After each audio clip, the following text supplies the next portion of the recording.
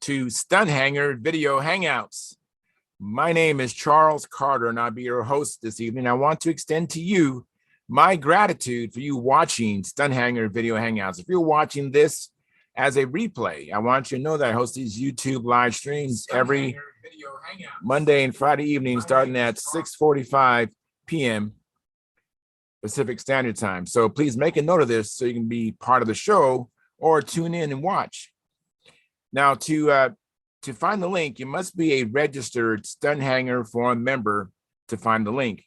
Now, when you go into stunthangar.com, the forum, if you don't see the at the bench link, it could be because you're not logged into or you're not a registered Stunthangar forum member. Now, if you're not a member, please register at stunthangar.com/SMF. That's stunthangar.com/SMF.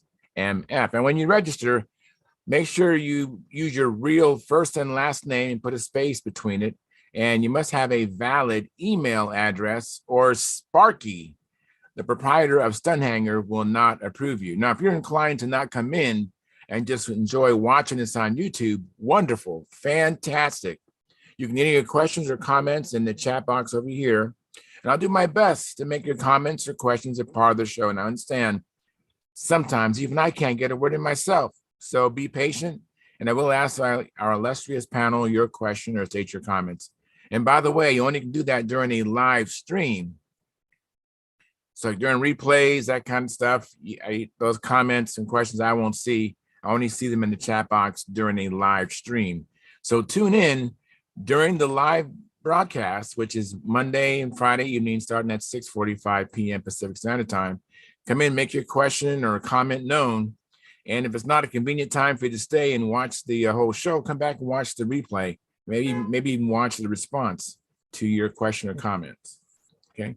Now, if you find the Stunthangar Video Hangouts that I host, or the many building videos that Sparky does on this platform informative and enjoyable, please hit the thumbs up, thumbs up, thumbs up. Share the videos, comments on the videos. All these activities help, and also subscribe. These activities help the YouTube channel grow. Please also consider joining Stunthangar's YouTube channel memberships, which start at just $4.99 a month, which is less than 17 cents a day. It's not a lot. I mean, it's like going to Starbucks and getting one of those fancy lattes or concoctions they make. Do that once a month, and that'd be greatly appreciated. Okay. Now, you also can do if you don't want to do the subscription of the $4.99 a month, which, by the way, I'm doing, and I don't have to do it. So I'm not asking you to do something I'm not doing myself. It's just $4.99. I don't even miss it, and I don't think you'll miss it either. Plus, you'd be supporting, hopefully, your passion, your hobby, and that's important to support it. There's no free lunch here in America. Anyway, so please support us. And if you can't do the membership, like I was alluding to, do the super chat. Come on in during the live stream and hit the super chat button, which is right below the chat box, and donate any amount you like. And please consider, where Sparky's going to be doing the Nats coverage, the Broadax coverage. He does need some help to pay for the bandwidth, and it is expensive too, by the way. So please, unfortunately for these contributions, they won't show up to the following month, but we appreciate the support. If you want to help it more immediately, you can go to stunthangar.com and support there. There's a thread, I believe, for the Broadax, and the I haven't seen it, but I just suspect he has a thread already posted about supporting to help him purchase the bandwidth. Anyways, now if you want to get in touch with me, because this is Sparky's YouTube channel, I come in here twice a week and set up the show, stream it to YouTube. But if you want to get in touch with me, because I don't check the comments after I do the show, I don't come back until the following Monday or Friday. So go to my YouTube channel, which is called Flying Control Line Stunt. That's Flying Control Line Stunt. That's what I do. I fly control line stunt. Go there and locate the 2019 AMA National Championship video, which is a video Sparky shot with his video camera of me flying his beautiful and light Junar XL. You can see it in orange. If you watch the video that I have on my website, he's repainted that plane. It's more of a white with a checkerboard colors and stuff. It looks totally different. But check it out. Hopefully you like it. Give me a like there, subscribe. If you have any questions or comments directed toward me, that's where I'll be notified and I'll be able to respond to you quickly. If you make a comment or question toward me on this platform, I don't get notifications. This is not my channel. Anyways, I want to thank you for your past, your present, and future support. You are making it happen. Let me now, I'm going to hit the link and post it on the forum. So let me do that right now. Let me see, where is that? I got so many tabs open. Let's see here. My computer is suffering from sleep deprivation, just like me. And my video, I noticed that it's lagging too. So it's, I think my computer is tired. It needs a tune-up or something. Let me see here. I should be streaming. Let me go to, yeah, it looks like we are streaming. Let me go to what I call the control panel. As soon as my computer gets up and running, I will get there. All right, come on, computer. So bear with me. My computer is lagging. Let's see here. I want to go here. And I can see that there's a few people in the chat box. Thank you very much. Happy Memorial Day. Looks like Howard's making his way in here. That's great. Wonderful. And Caffeine is making his way in here. Hey, you guys, be right with you just a second. Let me catch up here. My computer is acting a little funky. And not the Jive Time combat team kind of funky. I hope not. Let's see here. Okay, come on. Here we go. Just bear with me here. Sleep deprivation. I'm looking forward to hearing reports about the contest we had last weekend. So just hold tight and we will get to that. Let me do this here. And, all right, come on, come on, come on, computer. Where are you at?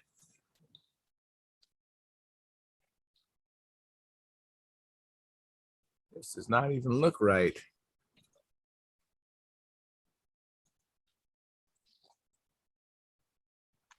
Okay. Oh, okay. Hi, Dan. There we go. Public. Just bear with me, gentlemen. Just be computer's not acting right, and the show was not set up right. Let's see here. Unless YouTube just changed the way it looks. This looks different. What I'm looking for. Okay, I'll just forego that. This is we're streaming, and I believe it's public. See, it looks like it still says it's private. I can't imagine that being the case since you guys are on here. Well, while my computer is doing its thing, I'll go ahead and start my thing. How's everybody doing? Good. And it is showing on YouTube, Charles. Yes, it is. Yeah, but this one screen I opened up, it says it's private. So I don't understand. I don't understand. So I know that Howard, you came in first. So Howard, maybe you might want to wait to give us the update on Northwestern Regionals, but tell me about the Circle One and how you're doing in your shop. I haven't been home. I've been at Northwest Regionals. Well, go ahead then. Tell me all about it. How was the Northwestern Regionals? What was it like? It was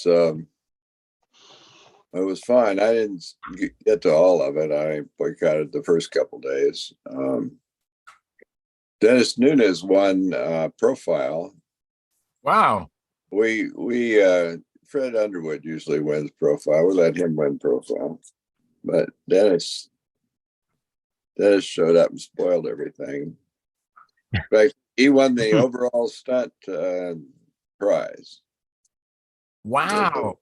Congratulations, Dennis, if you're listening. You have like a high point trophy across it or something? A high point stunt trophy, yeah. That sounds great. Well, good for Dennis. And Gordon Delaney was not present, but a lot of his students and colleagues were. I got to wait for Bob Hunt to come in to make fun of his favorite propellers.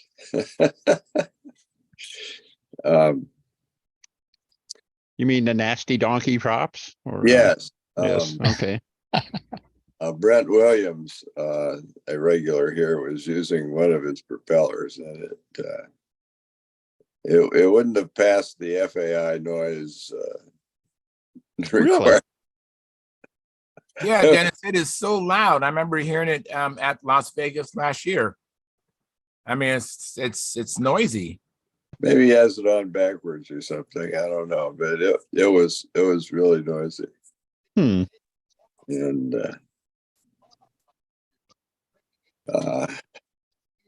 Yeah, wait for Bob to come in and pick on him. I mean, I'm using the badass props too, but pick on Bob instead. Okay. okay, yeah. Well, I think he probably is more deserving. All right. And Roger Kramer was there with his Kawasaki. What is it? Oh, the Tony?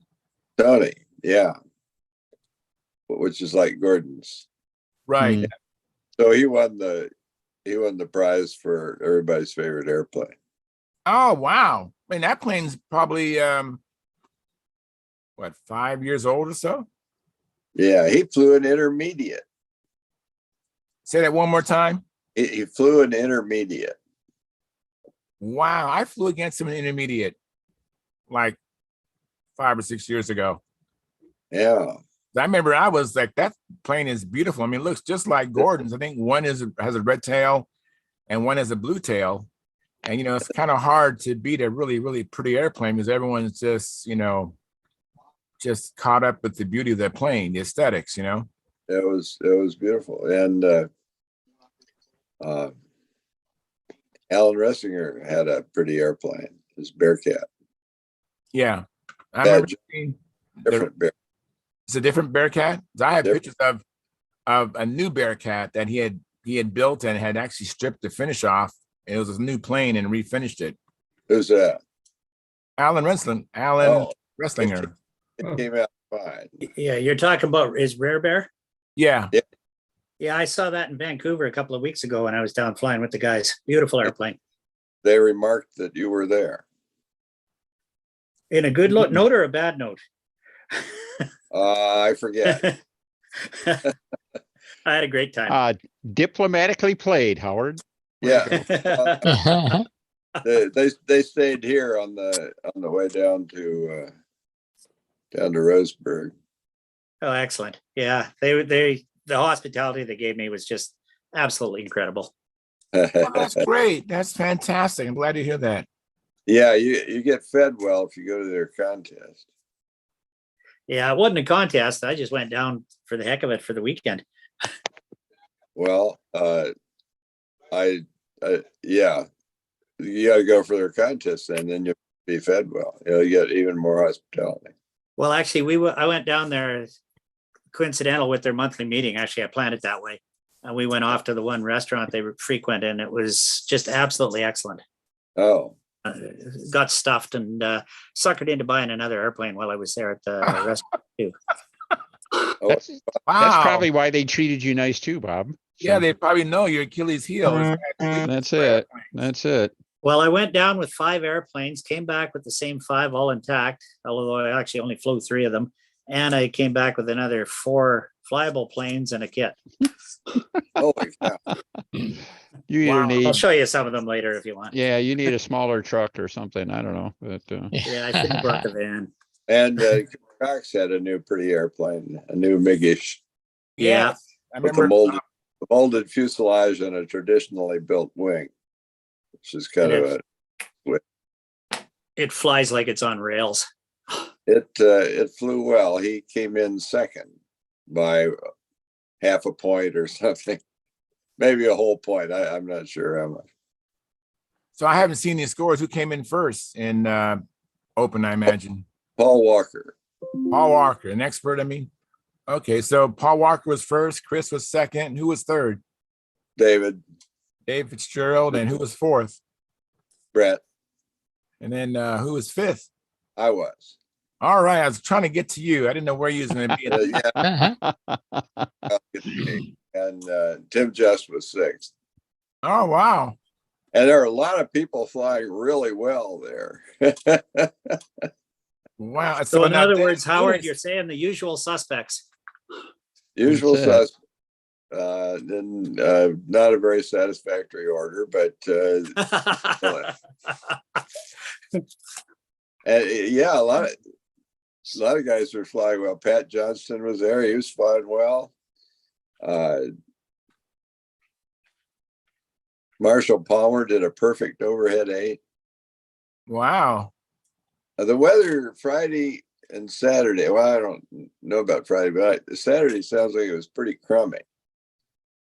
And I piddled about getting down there because it didn't look like it'd be flyable till later, and it never did get flyable, and I didn't fly on Saturday. But Sunday was fine. It was predicted to get goofy in the afternoon.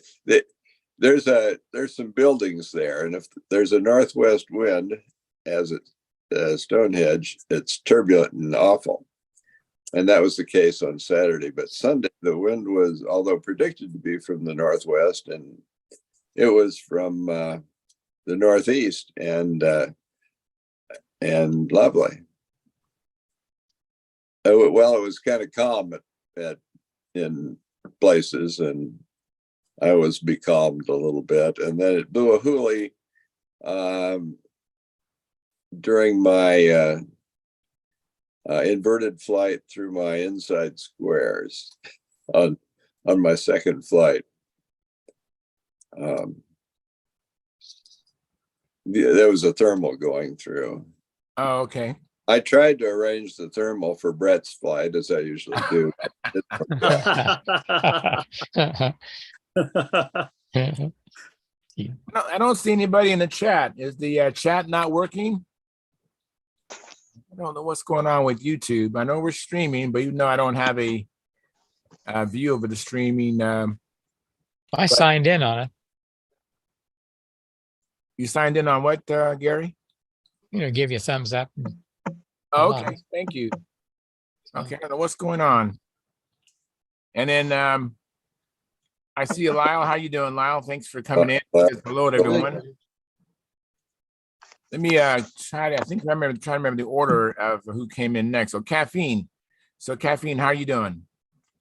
Hi. I'm doing good. Well, I didn't do any flying the past couple of weeks. The last time was on the 18th. It is when I did the reverse wing over.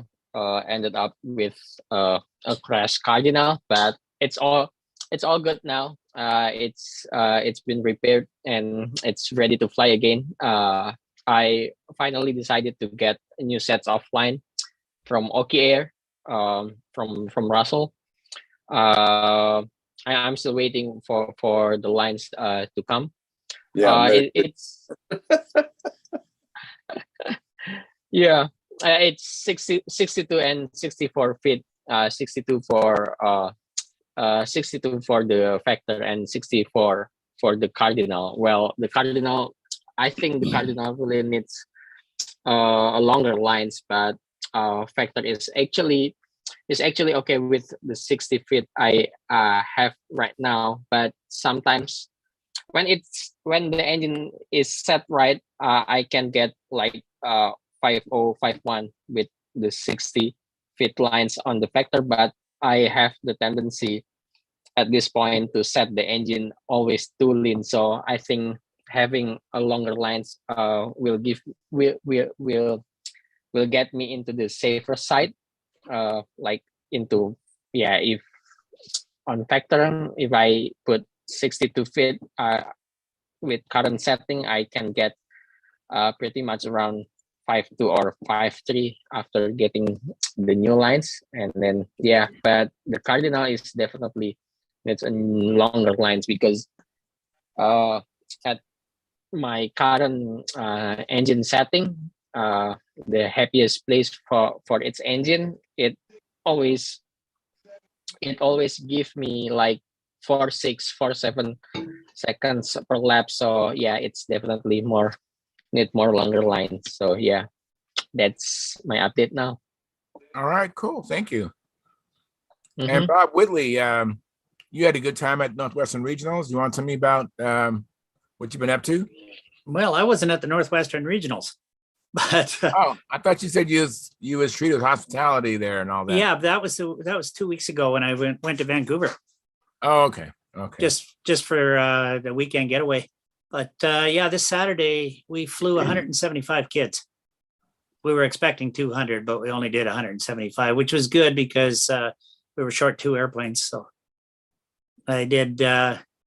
I was running the event as far as the flying side goes, organizing it and coordinating with air traffic control and pilots briefings and all that good stuff, ground marshalers. So I only got in 4 flights myself, but it was perfect weather. The next day was horrible. So it couldn't have worked out better. And then right after that, we had our annual barbecue for the Experimental Aircraft Association at the same airport. So that worked out really nicely too. So I quite enjoy that activity, getting kids into the sky. I've personally flown well over 1,000 kids for their first flight over the years. So it's really nice. And I didn't do any model flying, of course, and I might next Sunday down at Pinoca, but Saturday they're doing a fun fly down there for the weekend. But the Saturday, is the day that we're having my father's memorial service, so I won't be going to that. Yeah. So I'm busy doing up a tribute airplane to him right now as we speak, and covering the wings and whatnot for a Champion converted into a Citabria, which was the family airplane and his favorite. So just to have at the service. And even the trim color on it, the red sunburst, is the original dope that I repainted the full-size Citabria with back in the late 80s, early 90s. Oh, wow, that's neat. So it's just something I just felt that I needed to do. And so anyway, it's life's pretty good. If you want, I can show you a few of the airplanes. Yeah, I'd like to see this. Back. Yeah. Nothing exotic, but fun flyers. There's a Okay. classical RF smoothie with a Brodak 40 in it. Oh, very nice. And let me get that out of the way.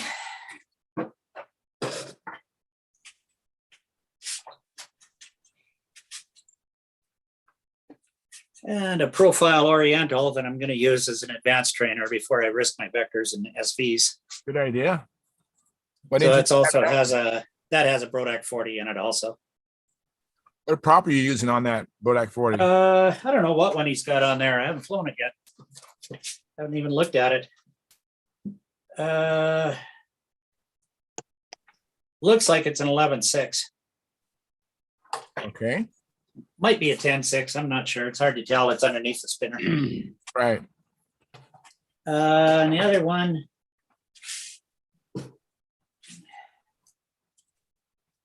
is a Barf Flight Streak with a Brodak 25 on it. Oh, that sounds really nice, that combination. And then I'll go grab the other one. I showed it the other day, but the other guys might want to see it. Back in just a few seconds. All right.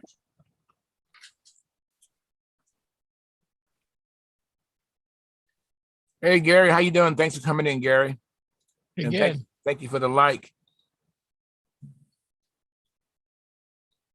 And let's see here. I not remember who came in after Gary. Because I was having problems. I'm still having problems editing my my stream.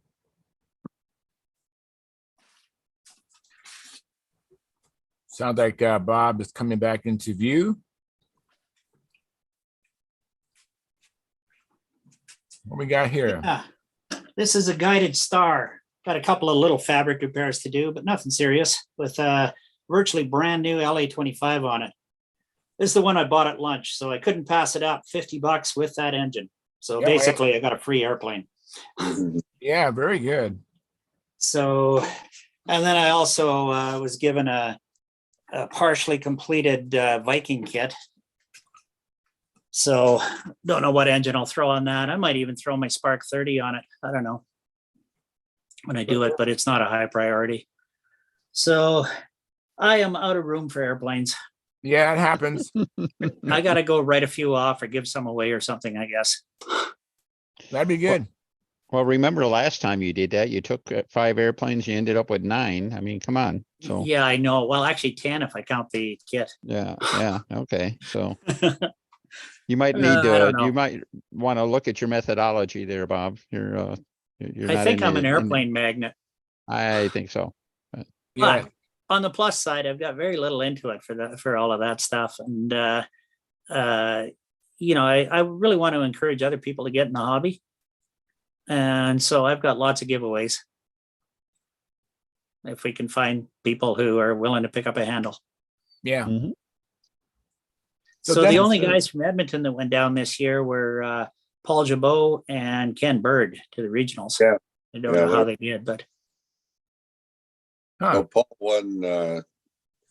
won about 100 trophies as usual. yeah, that's typical. He usually leaves them behind.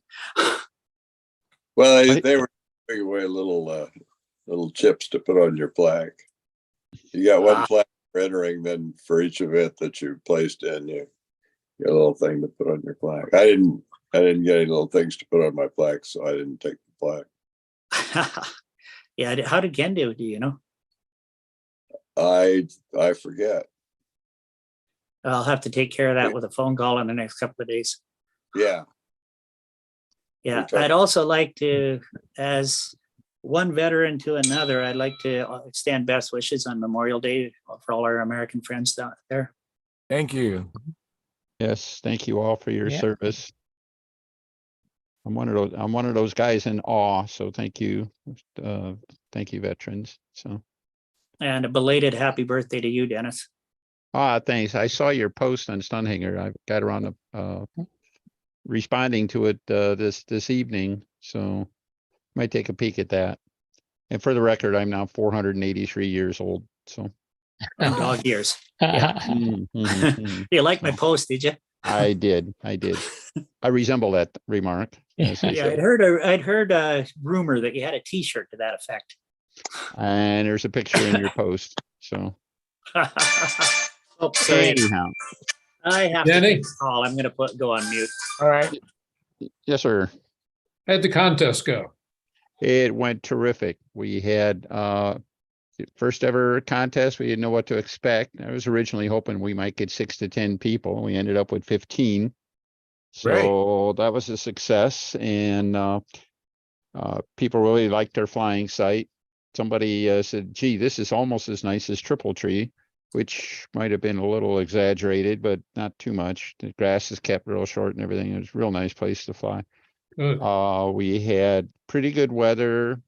Was blowing around 7 or 8 miles an hour in the morning, and around noon it picked up to about 9 or 10 or 11 or so. And there was less fun than it was in the morning. I let it go with that. We had, let's see, basically, this is a club of 150 members, and the total control line community is Wesley, Dick, and myself. So we have to rely on the help from a lot of people. A lot of flyers and stuff stepped up, and we had people, flying and expert and judging in advance and things like that. We had quite a few judge volunteers that worked out well. But when you can run a local contest and get 2 Nats judges judging expert stunt, that's not a bad place to fall into. Not bad. Yeah.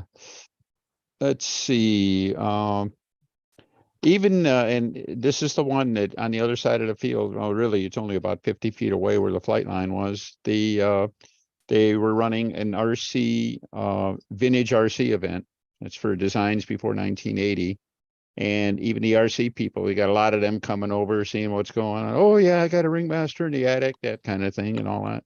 But they got a kick out of us being there too. And looking back, I guess I missed an opportunity that, you know, with the vintage RC going on, I should have made sure we were flying like old time and classic or something like that instead of the Pampa events and profile. But you know, what the heck, live and learn. Got plans to get a second circle ready for the contest next year. We're already talking about having it next year, so I guess that's a good sign. Yeah. And Terrific.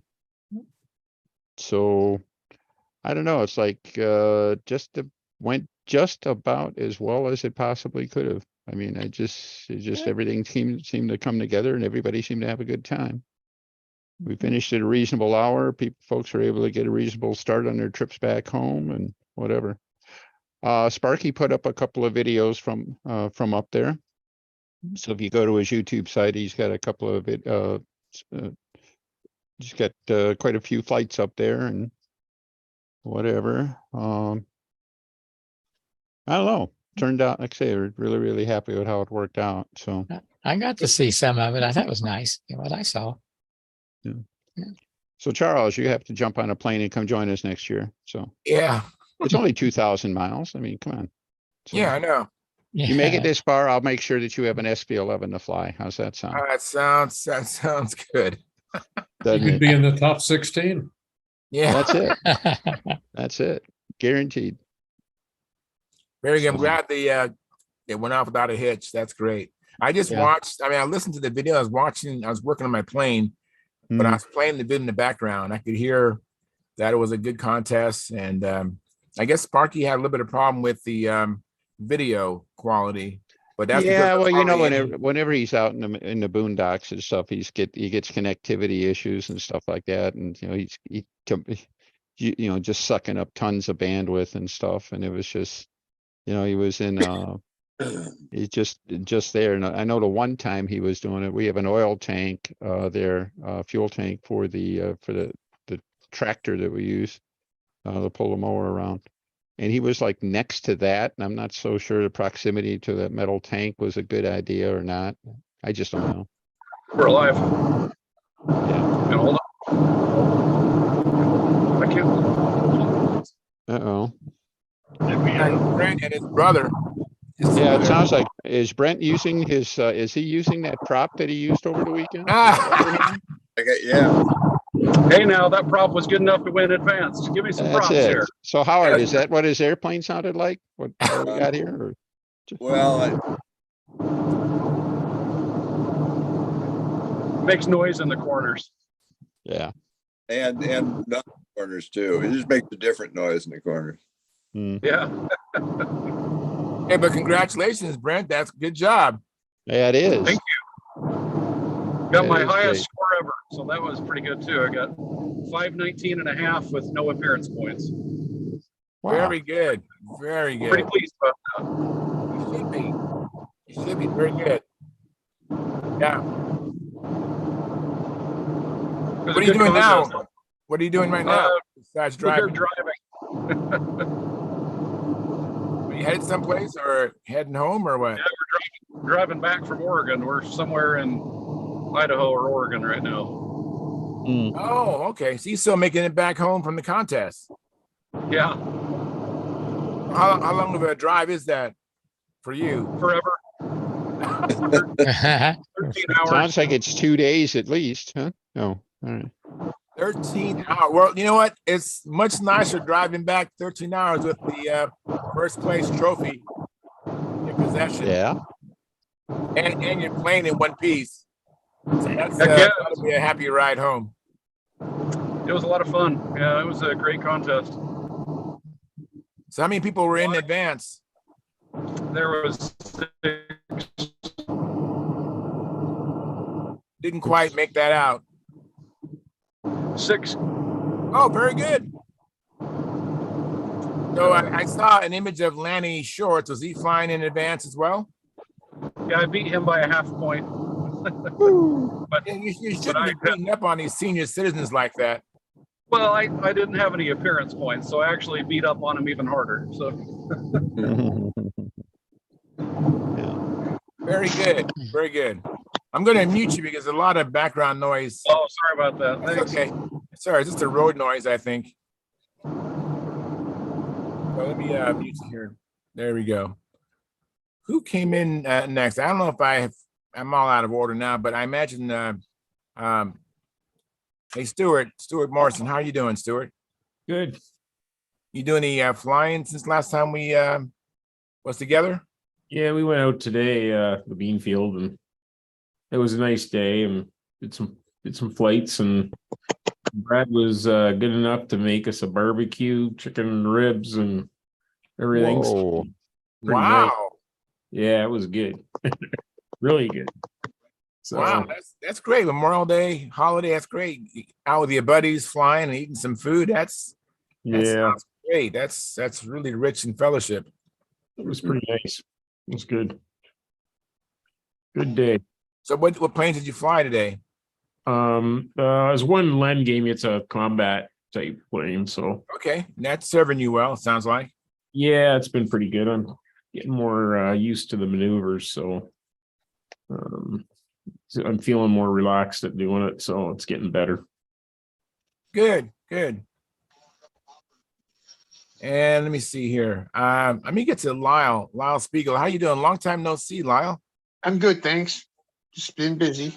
So haven't been out flying though. Oh, that's too bad. I'm sorry to hear that. You been doing any building? I try to get together with one of my buddies, Fred Quedenfeld. He's from Lancaster area, Mhm. and we just haven't connected. So I would like to ask a different question. Has anybody talked to Rusty lately? Rusty Knowlton? Yeah. Oh, he passed away. Or maybe I'm talking about a different Rusty. I hope so. I mean, I hope it's not on someone else who passed away. I'll tell you why I'm asking. Okay. I recently got a private message in response to a posting that I put on Classified a while ago, where I was wanting to buy a Mike Hoyt Dynajet airplane called Tamango, which is a trainer jet. So I talked to Mike Hazel. He said, as far as he knew, he had a few of them. He sold them all. He doubted that anybody else would have any, but I should post. So I posted. I didn't hear for the longest time. And then I got a private message, maybe, I don't know, not more than a week ago, from some person who said, if I'm still interested, that I should get in contact with a guy named Steve Buffett. Steve. Yeah, I got that message too. You got that message too? Yes. About what did Somebody else wrote that up was, too. But it was not, it was another person who sent me the message to go email to Steve Buffett. So I sent an email to Steve Buffett, and we've had a few email exchanges about this particular airplane. And I haven't yet pulled the trigger on it. And I've been asking him, send me some photos first. And I want to know that the kit's complete. And the last message I got was, because I said, I won't send you money till I see the pictures and you can assure me the kit's complete. So he said, well, I'm not home now. But when I get home, I'll send you the pictures. So in the meantime, I've been private messaging and texting with Mike Hazel. And Mike, when I told him the name of the guy, Steve Buffett, he immediately jumped on that and he said, I think he's a scammer, that he found a posting from Rusty about this guy, Steve Buffett. So I did a search and I found some message that was on there, but when I found the messages, it doesn't allow me to read the whole message for some reason. I don't know why. But meanwhile, I'm waiting to hear from this guy again to see if he's going to come through with pictures. And then I asked him in the same message, I said, well, what kind of payment arrangements would you like? Send me your address and I'll send you a check in the mail, snail mail. So he asked me, well, would I do PayPal? And I said, yeah, I could do PayPal, but I'm not going to send any money till I know what the kit looks like. So there we are until I get this message from Mike about this guy being a scam. So I was wondering if anybody else has had any interactions with this individual or knows more than I've told you already. There's a thread in the main forum on Stunthangar called, the thread is titled "Heads Up, Scammers May Be Here." And Yeah. there's a discussion on that. Uh-huh. And I don't know, it doesn't sound, it didn't sound completely clear and clean and stuff like that. I know. Read through it, and I'd suggest caution.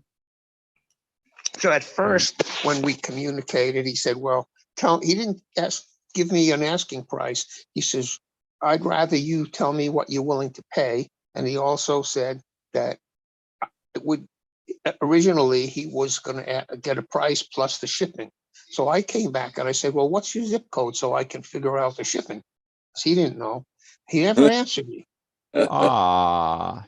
So that's got my suspicion up a little bit that he Oh, would yeah. give me a street address where I could mail the payment. He wanted PayPal, and that's where I left it. I don't know. I don't know about you. The hairs in the back of my neck are standing up. So I know. Well, yeah. I'm glad I didn't send him any money yet. So I'm just wondering if Sparky knows that this guy's lurking around. If he is, if he's not legit, we got to, I don't know what you do to kick him off and report him to whoever you report him to. You know what you might do is just, why don't you add to that thread, just describe what you just did, and maybe it's other people may be alerted to that then too. And right. It sounds like it's not just an isolated case, but if this guy is legit or not legit, that's the way to spread some word on this until Well, I guess the question is, what started it to make them think that he's a scammer? So did somebody order something from him and he took their money and never delivered, or what? I don't know. It was something like you described. They asked for pictures of what he was selling, and he sold them or sent them pictures of something totally different, and things like that. I think that's where it started. Huh. Yeah. Right. How far back does this go? How far back does this go with this guy? Well, the posting was put up on May 27th, and apparently, the very first post said he tracked things that he did on May 24th, 25th, and 26th, and then noted that at some point he was getting suspicious, and that's on the 27th. He posted, what he had been through, and it sounds almost the same as what you described. So nobody lost any money, and everybody's being It doesn't careful. sound like it. Yeah, that's good, at least. Yeah, I don't know that for sure. I haven't kept real close up on it or anything like that. Right. But So if I choose, he messaged me on May 25th. So yeah, around that time. so when you were talking to him, what did he and you discuss? I didn't respond at all. About what? I didn't respond at all. I just you didn't ignored. respond. Yeah. I just ignored the message because I thought it looks fishy. Was he offering to sell you something?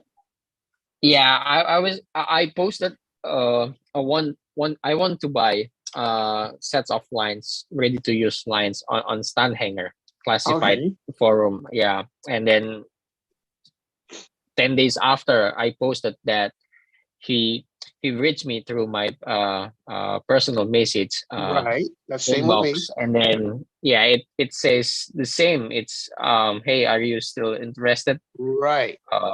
It's the same wording, same, just he just changed the item that I was looking for. But one thing that made me ignore him, because it's the email address and the username is different. It's totally different.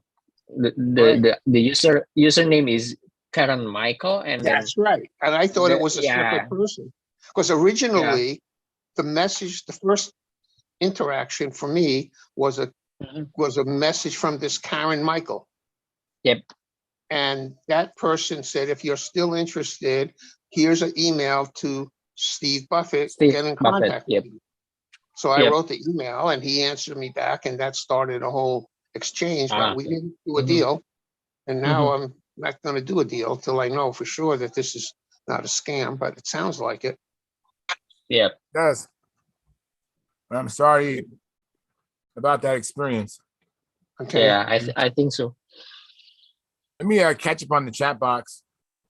Gary Sinclair provided a like, and Gary Sinclair is a member of our YouTube channel. He's also the monitor of the chat box. Thank you, Gary. Appreciate that. And Jack Snavely says, hi, guys. He's also a member of our YouTube channel. Thank you, Jack. And he says, hi, guys. Like in. Thank you very much. And listening. And he has some airplane stickers. Then Dennis Adamison is also a member of our YouTube channel. He says, like delivered. Hey, chat room viewers, let's try to give Charles 100% likes delivered. Thank you very much. I appreciate that, Dennis. And then Minnesota Mike, I haven't seen you in a while. He says, Howard is Dirty Ram still around?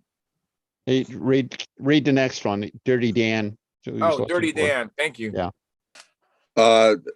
He hasn't been flying for a long time. He was being a grandpa full time last I heard. Okay. And then Tom Rammel provided us with a like. Thank you, Tom. And McBride 001, and I believe that's Ruben. He says, Ruben McBride. He says, like provided. Yeah, Ruben. And he says, June, Model Aviation has an article on Paul Walker. They did not mention how many Nats wins he won. Does anyone know? 12, I think. Thank you. And then Brent Williams says, hey, now that badass prop was good enough to win advance.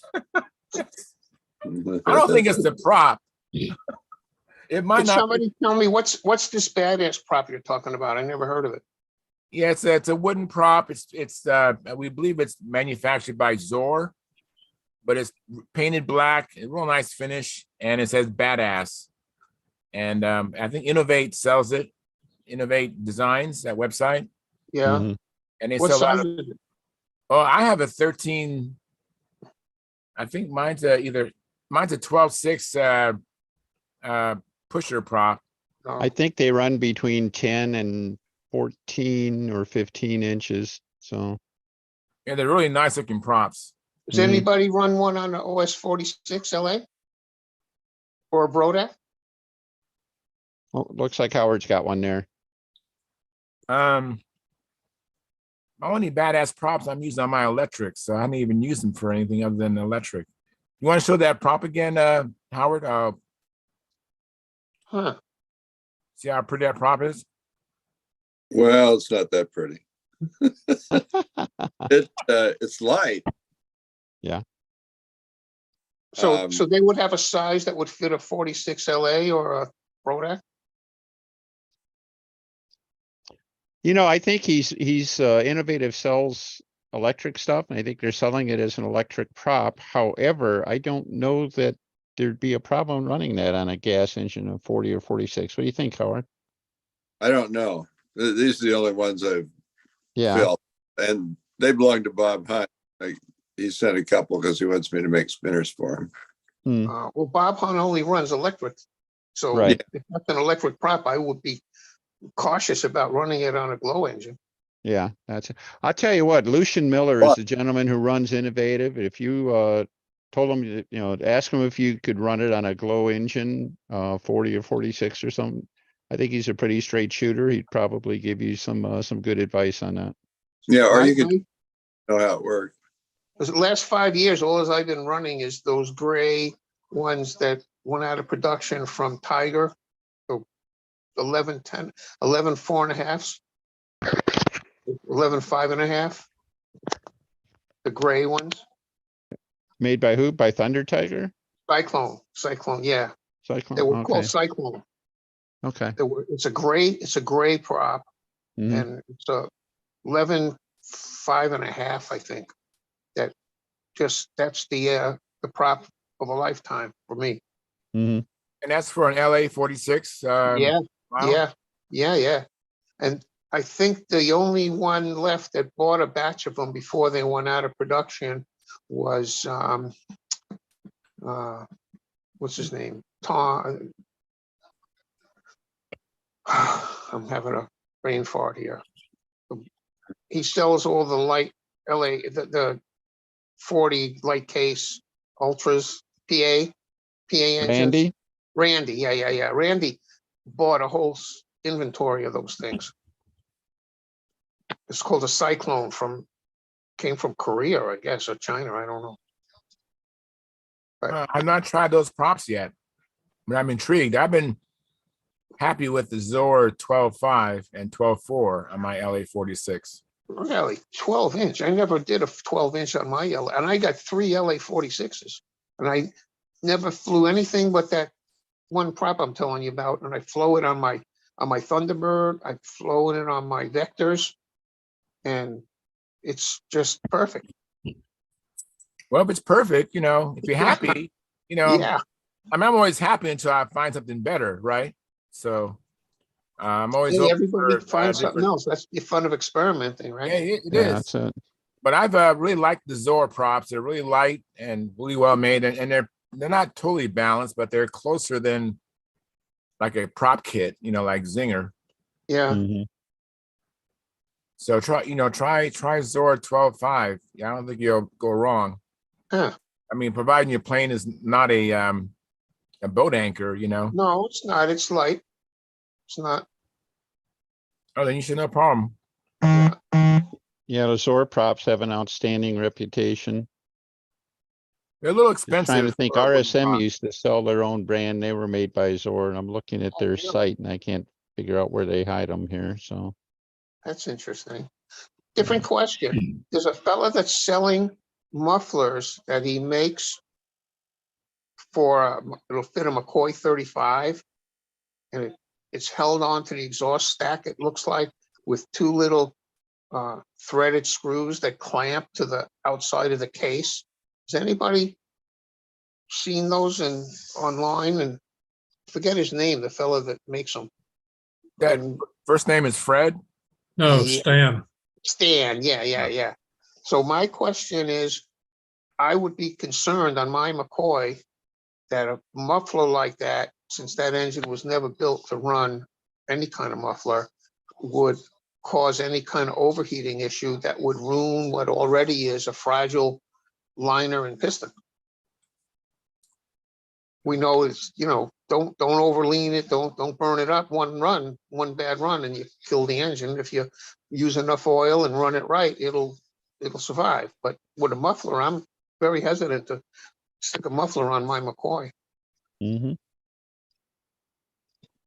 Yeah, I don't know. I've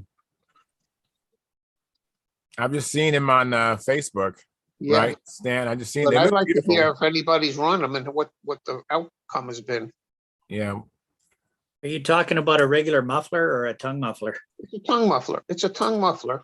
Okay, Brodak has one that they sell for a variety of engines. I picked up a few of them and sound like the same clamp system you're talking about. And I know they sell them for taggers and Foxes and all kinds of stuff.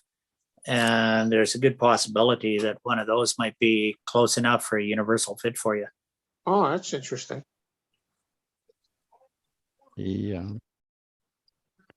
well, let me As let far as will a McCoy run on a muffler? Well, hey, the enemy is heat. All right. The engine's That's getting right. good cooling. If you don't have too much prop on it, you got the Yeah. right kind of fuel in it, you're going to survive. And if you don't, you won't. That's the Fox same Super question Fuel, whether it believe has me. whether it has a muffler or not. So You just need Fox Super Fuel and a 10.6 prop and you're good to yeah. go. Frankly, okay, and this is the electric guy talking. Frankly, I would probably use something with a little more nitro in it because you could probably get away with a slightly richer, cooler setting. Yeah. Yeah. And they usually run cooler that way. And then Fox Yeah. has got so damn much oil in it that Yeah. that can cause a lot of heat all by itself. But Well, all my other engines, I run 1022, but Yeah. 22 oil, is that going to be enough for that? I think it's I plenty. don't know.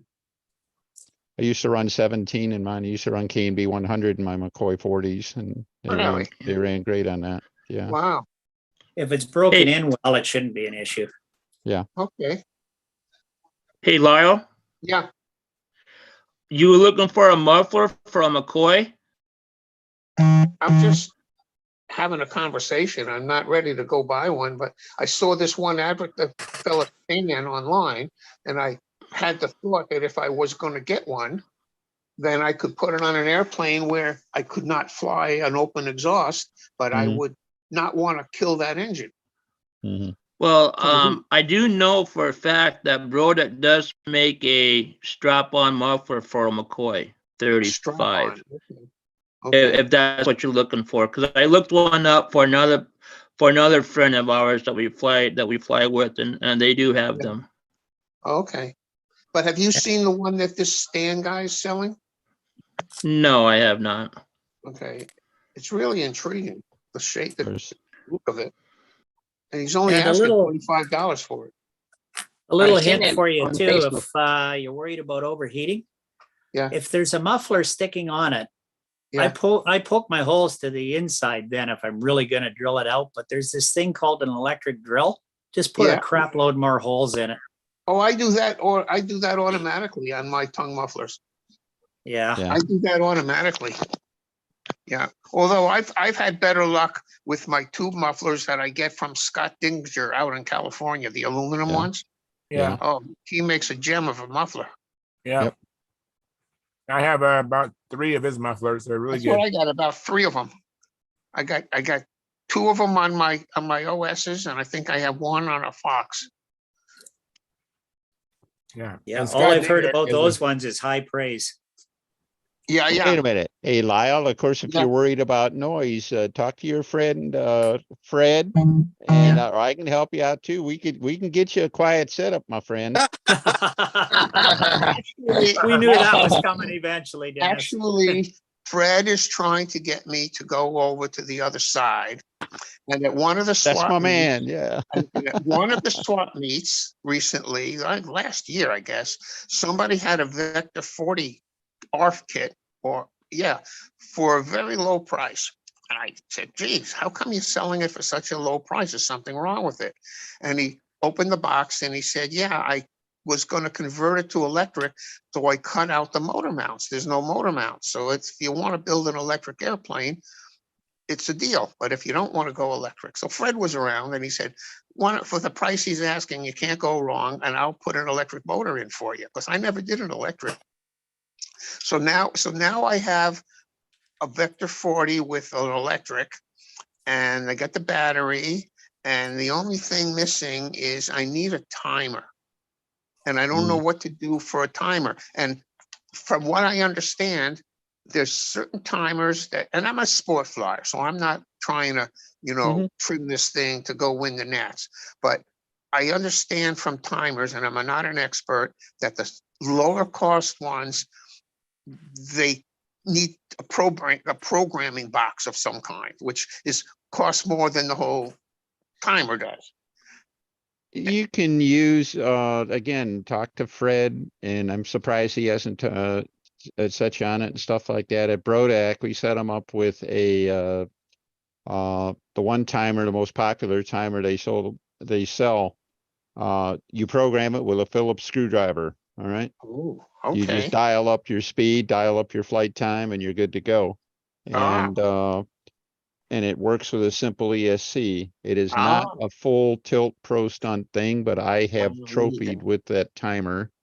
I've got big trophies with that timer and stuff like that. It does a nice job. And What's especially, available on Brodeck's site? Which one is it? It is the model BH1869 FM, and it's called the FMOC. Oh, all right. I got to write this down on my little notebook while you're telling me that, so I remember. I'll go to Okay, sleep. tell you and what, write rather it down. than do it again, I'm going to use this here. I'm going to send you a chat message. I'll Okay. write it all down there so you can copy Great. it off of that. Okay. That'll work. That's great. So Fred was saying instead of that, I should get a little RC receiver and then use my, transmitter and strap it on my waist. Yeah, you can do that, and it's In the kind of a pain collection. in the butt. You know, I it's know. probably all right if you're flying a scale model and you're throttling No. up, throttling down, and Kind of you're not klutzy. trying to actually set a constant speed or anything like that. No. But, My level of skill is I can do wing overs, I could do inside loops. I was doing 8s until I kind of cut off flying, and then I lost my confidence, and I was actually doing a few squares, and I got inverted finally. And I All could right. do Hey, very inverted, good. and that's about it. Excellent. That's about it, though. I've never gone beyond that in all these times of flying. I'm happy to do that and have a plane that lands in one piece. Very good. So you Okay. came on to see about a muffler, and Yeah. all of a sudden you're being talked into spending a whole bunch of money. That's right. he's already spent, all he's got is the last little bit to push him over the edge here. Okay, You're an Lyle, take a evil look. enabler there, All right. Dennis. That You should message see flashed up and something. then it went away. How come? Yeah, you should see something in the box at the bottom called chat. It came up and then it disappeared. Okay, click on the box, click on the chat thing. Oh, wait a second. You see it now? Wait. I'm looking. Hold on. I lost you here. You're still with us. See ya. I'm here. I'm not good at this stuff on my phone. Where Oh. am I clicking? All right, down at the bottom of Oh, the I see screen. chat. Yeah. I got it now. Okay. You got Tap it? here. Okay, that's the numbers, the Yeah. brand and the number. FMOCBH 1869. Okay, Terrific. that's good. Is that a Right. Jugendsheimer, Denny? Yeah, it's Huben. He's made for Brodak, he's made over 5,000 of that timer. Wow. Okay. I mean, it's like, we talk about where's control line and gee, nobody's flying.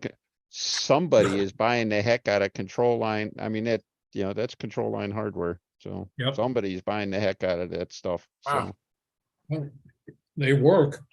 Well, it certainly would be easier to get. I mean, I have a flying site right near me, which is an RC club that is a grass field, but I could go to the high school field when nobody's there with an electric and nobody would know I was there.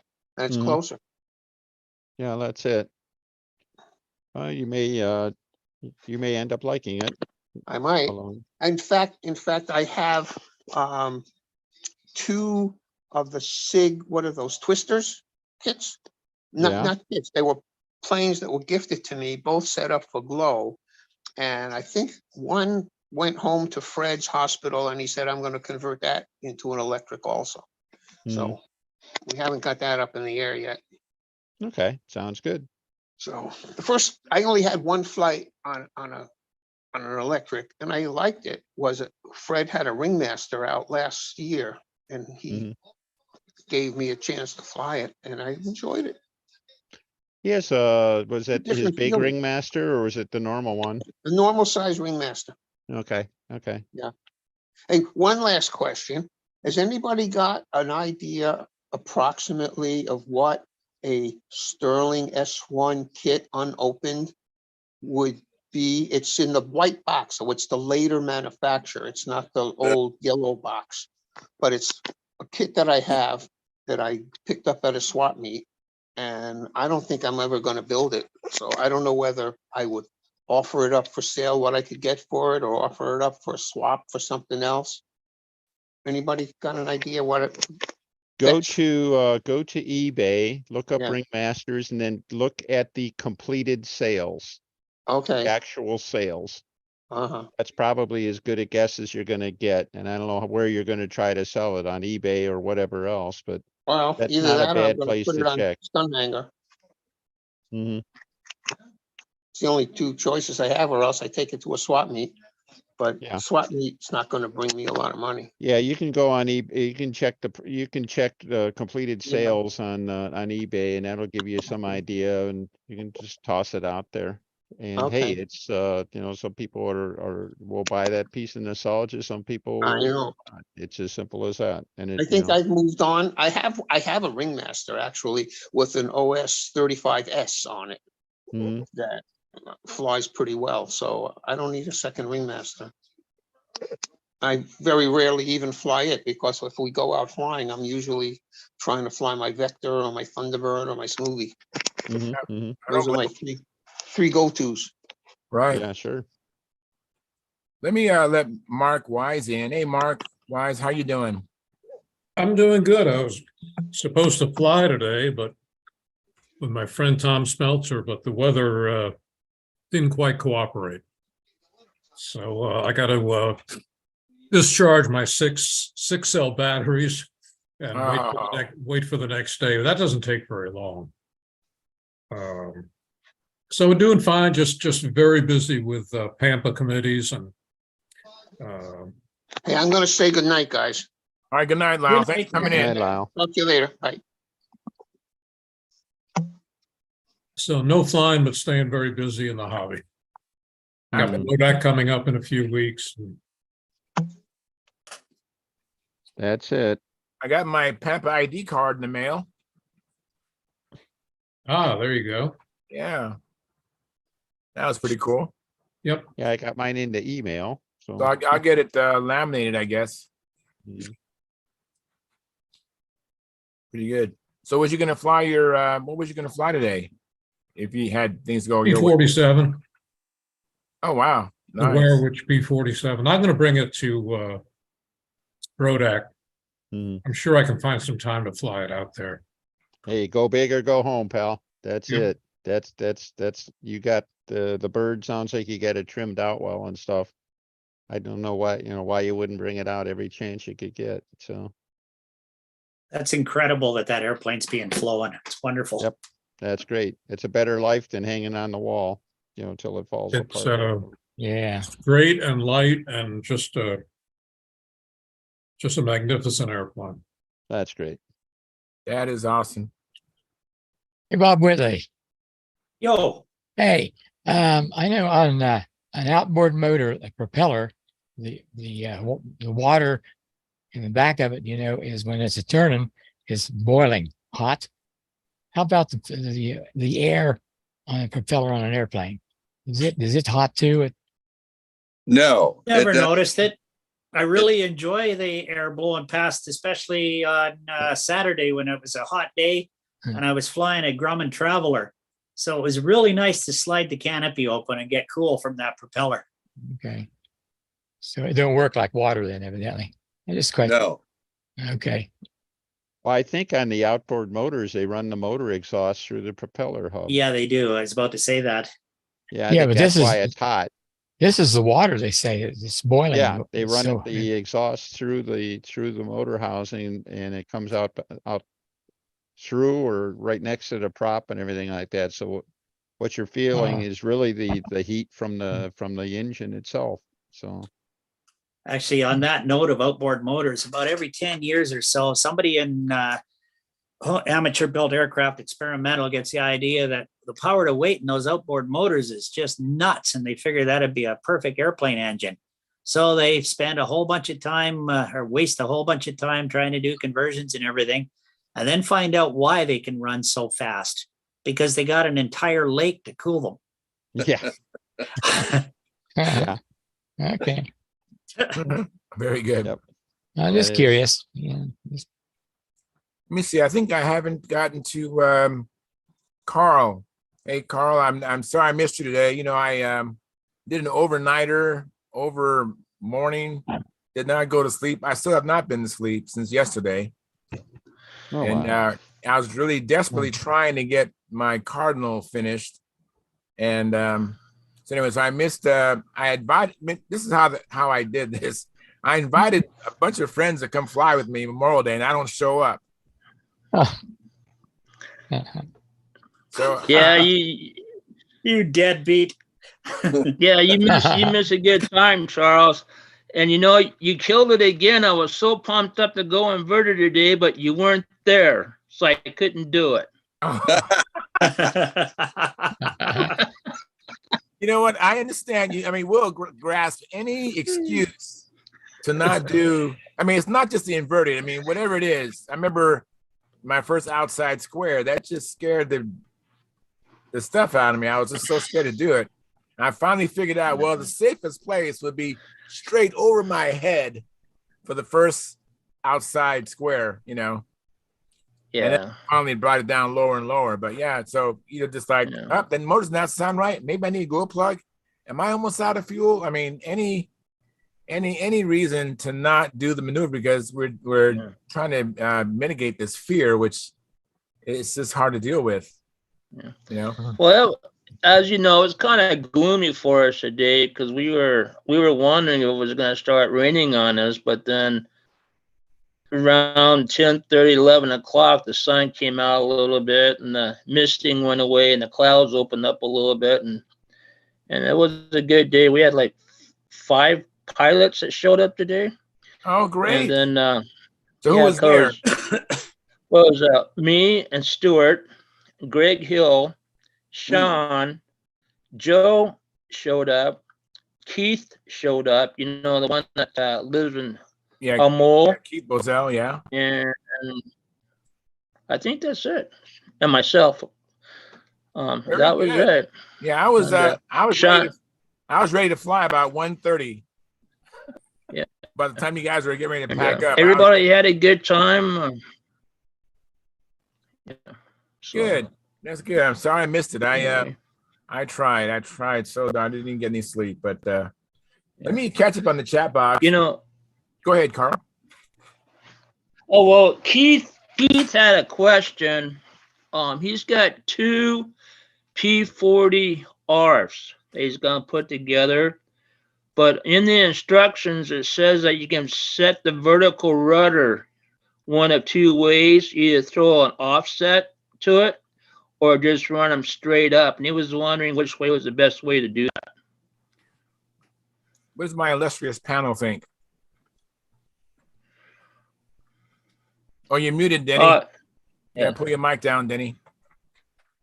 I'd suggest just enough so that it's not turned in, like 1/8 of an inch or something like that would be plenty. Okay. Just a smidgen. Yeah. So. Yeah, because I told him that we have pilots on this program that say that you don't need offset on the vertical rudder, but. Yeah, I have been one of those guys for a long time and stuff. And in the last couple of years, I've had 2 airplanes respond very well with actually relatively small rudders on relatively large airplanes, and just a little bit made a lot of difference. And it isn't so much that it increases line tension or anything like that.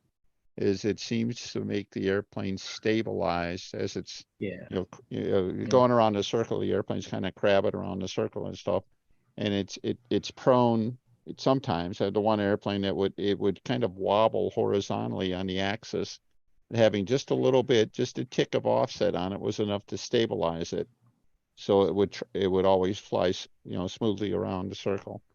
You said about 1/8 of an inch. Just a little bit, yeah, about an 8. Okay. Mine are set about 1/8 of an inch, both of them. So. Okay. All right. Thank you. Okay.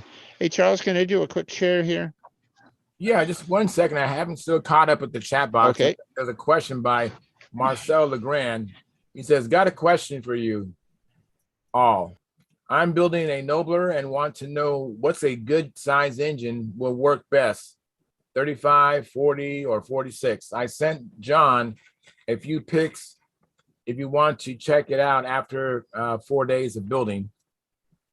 John, I imagine you talk about John Miller, but he's not here today or not with us right now. I'd love to see the pictures. But I think those are all good engines. I've flown all those engines in my Nobler. What kind of Nobler are you building? Is it a green box? Or is it the Brodak original? What kind of Nobler is it? There's so many Noblers. I'd also like to know what kind of engine is the 35? What kind of engine is the 40? What is the 46? All right. Yeah. If it's like an OS S35, I think that would be, in my mind, that would be the perfect choice, because it's powerful enough and it's very light. It bounces well and stuff. If it's an LA 40, it's like, or a 46, of course, that's an easy choice because they're physically interchangeable, and it's hard to build a case for using the little one if the bigger one's available. If it's a Tiger 46, the only knock on it is that they're around 9 ounces or so, and you probably have some trouble making it balance, especially with a muffler. There's a friend of mine down in Indy here a few years ago built an ARF Nobler and had an LA 46 in it, and he had 4 ounces of lead in the deck to balance it. And it flew, sort of, but later on he took the airplane. He got a really strong Fox 35 from Jack Sheets. He took all the tail weight out of it. The airplane was like literally a half a pound lighter with the Fox 35 than it was with the LA 46. And it was a much happier airplane. So I don't know. I flew on all those engines, and I mean, all depend upon how the plane balanced made the biggest difference. They all have sufficient power. I have a picture of my Nobler. It's actually in our calendar for the month. So this month's almost over. Let me could be the last chance to show it off here. Yeah, let me see if I can show it. And actually it's John. You talk about John, Marcel. This picture has both John and myself. We're sharing May. I'm bringing it up right now. Waiting on my sleep deprived computer. Let's see here. All right, almost there. January, February, March. Here we go. And let me share this picture here with you guys. Just give me a second here. Share.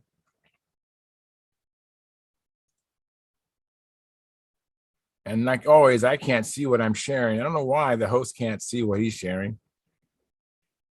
But you see that, Marcel Legrand? So that Nobler, it started off as an ARF, did all kinds of work to it. I actually put the tail wheel just like the green box Nobler would have it, and made the cowl so I could take the cowl off without having to remove the spinner and the needle valve and all that stuff. That was a little bit of work. But I initially started it with a, this was for my own personal test because I wasn't sure what was the better engine between the Super Tiger 46 and the LA 46. So I, because the LA 46 was still in production, I kind of drilled out the engine mounts on the motor case so I could use the same holes that mounts the Super Tiger 46. So I flew it first with the 46 and had to get a bigger fuel tank, and it flew pretty good. It wasn't as consistent though as I'd liked. And then I put the LA 46 in it, and I ended up lengthening the lines, putting a bigger prop in it. And so I kind of am trying to suggest that, in my opinion, the LA 46 in my case was better. Now, I might not have had a really good Super Tiger 46, but you have to have a really good ring to have a really good Super Tiger 46. So maybe my Super Tiger 46 was not in the best shape, but I put a couple of Super Tiger 46s in there, and the LA 46 was better. But if my plane was heavy, that plane was about 51 ounces, if I remember. That's a pretty heavy Nobler because it was originally started off as an ARF. But if you're building a Nobler, you might be better off with, like Dennis Adamson suggested, the OS Max 35S.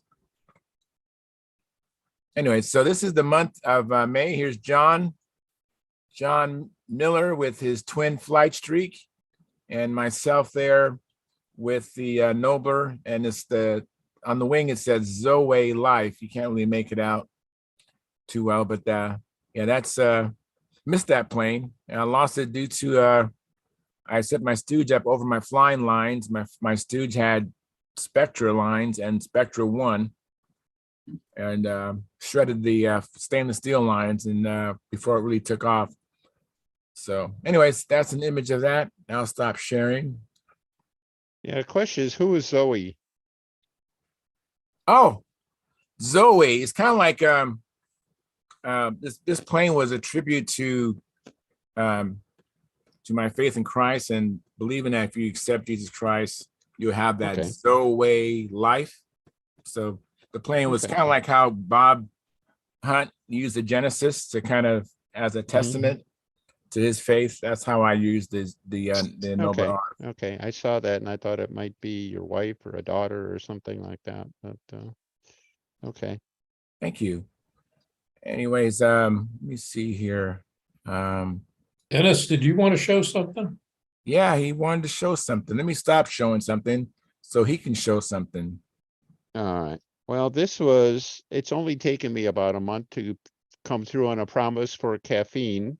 And so caffeine, this one's for you. And it's easy to I've read. seen that. This is on the, post. a couple of weeks ago, we talked about lap times and then resulting airspeed. And then I had a chart with the line length in like 3-foot steps. Well, here I just did it in 1-foot steps. So it's, you could really dial in what you want. And I have taken this chart and I uploaded it to, if you go in the main forum, where Charles always puts up something, hey, have you, it's the thread, have you heard of our chats?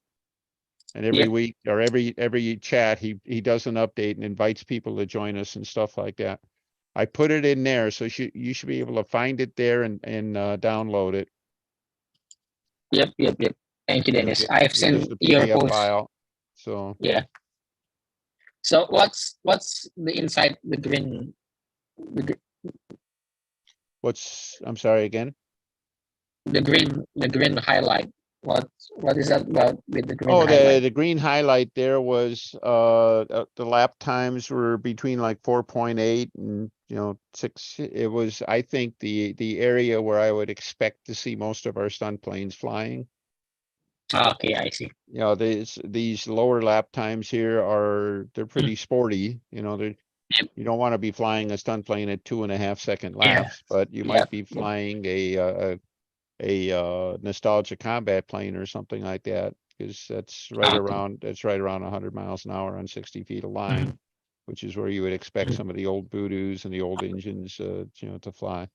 But yeah, the stunt plane is typically somewhere 4.8 is pretty doggone quick for a stunt plane. So it's just supposed to attract just catch your eyes a little bit, that's that's the zone that's probably where you're probably going to spend most of your time.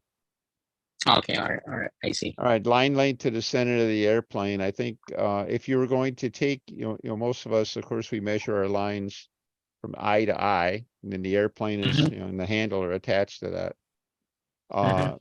If you and this is line length to the center of the airplane. So basically, I think in most cases, if you take about 3 feet off of that, or take your line length and add 3 feet, that's going to be pretty close to the center of the airplane. Okay, I see. Okay. I mean, it's not exact, but it's going to be awfully close. It'll get you in the right column. All right. Yep. All right, cool. Thank you, Dennis. But at any rate, it's by putting it there in Charles' note, I think anybody who's interested could download it pretty painlessly. Back before I put it on this evening, Charles, and somebody had already downloaded it once just before we came on. So Cool. they already That's found good. it. So Hey, let me mention Stephen Smith is with us. yes, We can't he see was you. with us over the weekend too. Yes. So how you doing, Steve? Thanks for coming in. Steve Smith, I'm talking about.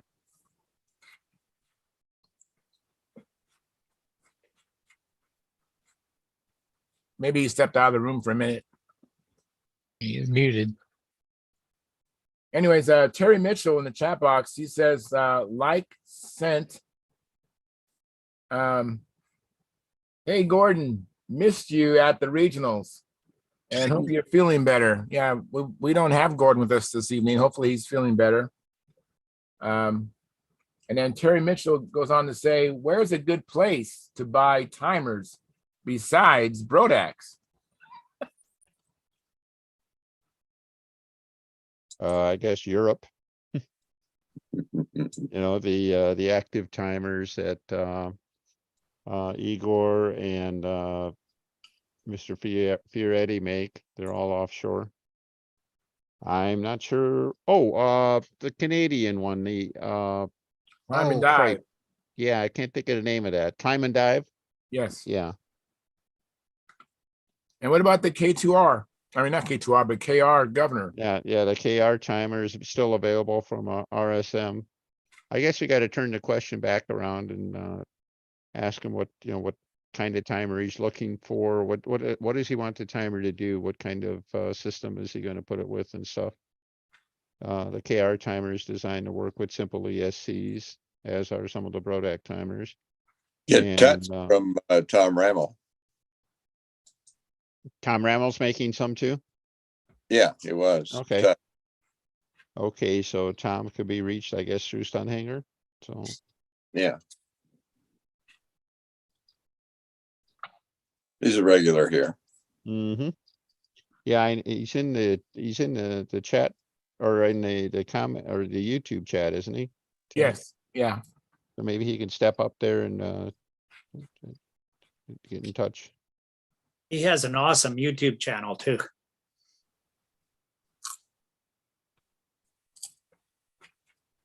I wonder what happened to Mark Wise. Looks like he's left us there. Oh, got a better offer.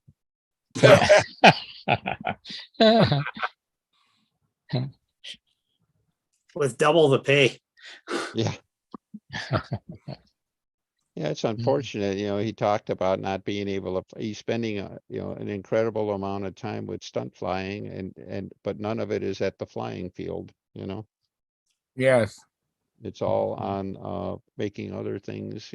Leading the organization, running contests, Triple Tree, Brodac, whatever. And I think he's doing an outstanding job, and we should volunteer him as president for life. Yeah. Well, was it last week? I think it was you or Len volunteered him to take over Mac. So yeah, that was me. Yeah. Yeah. Okay. And then he thought he should take over Canada, but my thought was, you tried that in 1812. It didn't work out so well for you. No. Not so good. 54-40 or fight.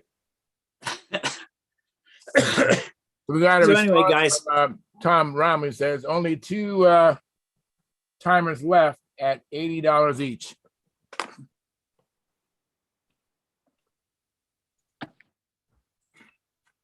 I'll send Tim Just to you.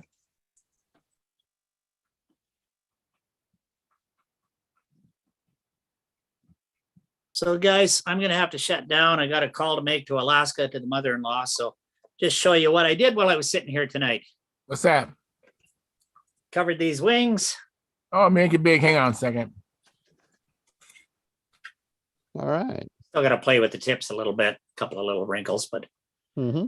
And the stab. Mm-hmm. Wow. And the fin and rudder. Very good. What are they covered with? I covered them with, I've got a really good stash of the old Super Coverite, which is a nylon woven with a pre-finish on it. I didn't care about the weight because this is a static model. But if you can get your hands on that stuff, if you want a quick covering that beats the heck out of monocoat that's tough, that's the way to go. But they've been out of production for quite a while now. Yeah. But I think I have about 10 rolls of it in different colors. Wow. Oh, good for you. So anyway, you guys take care and hopefully see you Friday night. Thank you, Bob. Thanks for coming in. Okay. Appreciate it. Okay, Take care. bye now. Take Bye. care, Bob. I'm heading out too. We'll see you. All right. I got a call from John Miller. Let me see what's going on with John. Hang on.